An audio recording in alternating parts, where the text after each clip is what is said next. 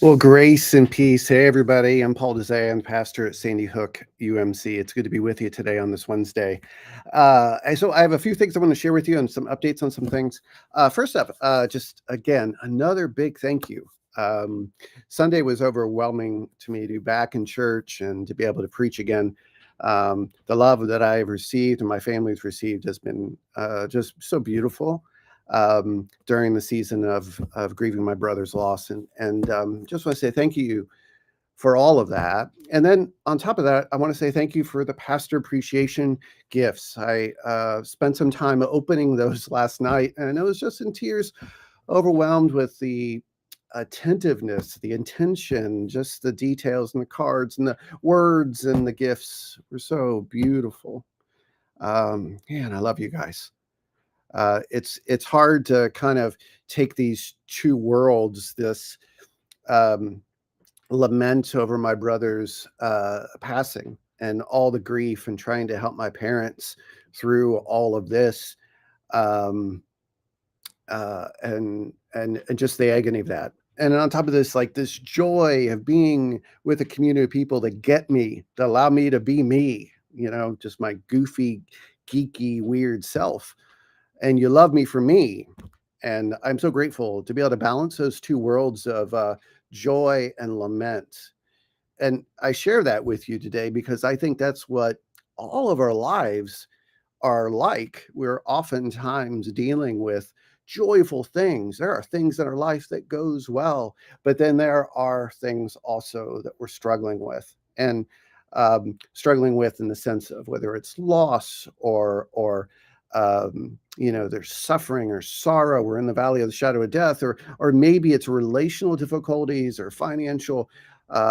There's this beautiful part of our lives, and then there's the hard part. And the temptation, at least in church anyway, is to sing all the happy praise songs and then to ignore the hard stuff going on in life. And so we paint our plastic smiles on and we just say that we're fine, right?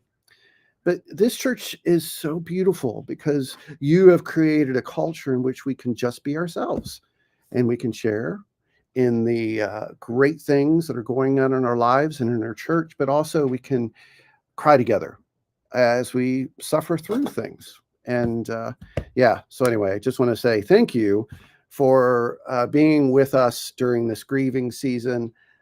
Thank you for the pastor appreciation gifts and cards and just the words of encouragement. My love language is coffee, of course, but my other love language is words of encouragement and hugs. And so those words that you've written are just mean so much to me.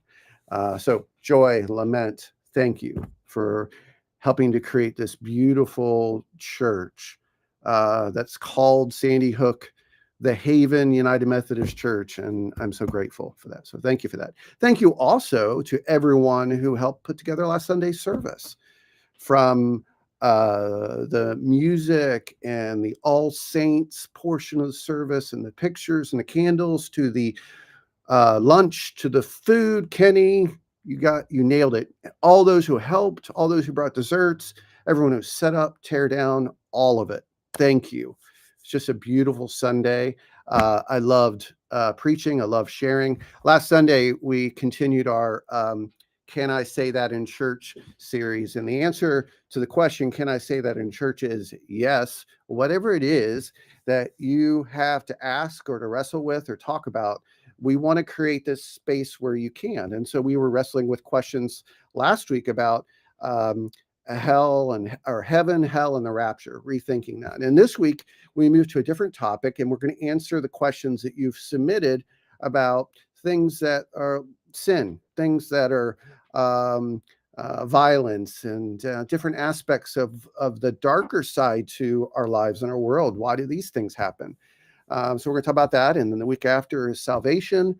And then the week after that, last Sunday of the series, is all about relationships, marriage, and things like that. So anyway, this week is sin, next week is salvation, and the week after is relationships. So wanted to give you an update on that. If you have questions, you can still send them to me. And I'll share them with Amy, and whoever is preaching or answering, wrestling with, we'll make sure to try to answer those the best that we can. And if we did not do a good job answering your question, just let me know, because obviously we only have so much time to do that. So I'm more than willing to answer your questions via email or whatever. One last thing to share with you is we have this really special event coming up. We are partnering with The Point in Seymour. The pastor there is John Gibson, who is a really good friend of mine. We pastored together in Ohio.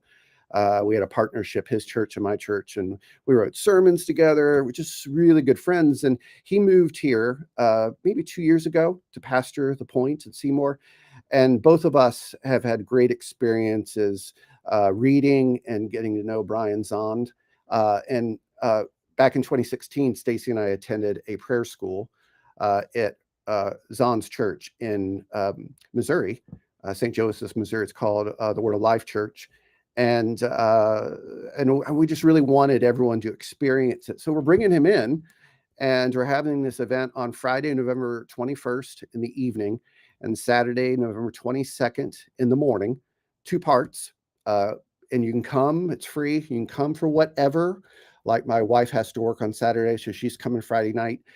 So just it's kind of an open thing. But we have to make reservations to let John and his team know how many people are coming, so they have all the space and those kind of things taken care of. So registration is open, even though I think there's something that says it's closed. Just register or let me know that you're coming, and I'll forward that information over to John. Let me know if you have any questions about this. Prayer school is amazing. It was revolutionary for both Stacy and myself, and many people who I've recommended to go to the prayer schools have come back transformed, not because of anything Brian has to say, but just the Holy Spirit does something really beautiful when we stop from our busyness, craziness, and focus on prayer. I am sure there's other things that we could talk about today, but I've talked long enough. By the way, the new intersection booklets will be here at the end of the month as we start Advent. Advent series information will be sent out next week. In the newsletter, there's Love Chapel info for if you'd like to get involved and help out with food insecurity here in Columbus, as well as a lot of other things. I hope that you're able to make the prayer school with Brian Zahn at the Point and Seymour. Again, let me know if you have any questions. And let me go back to full screen here. I love you guys. I hope you have a great week. And I will talk to you soon. Grace and peace.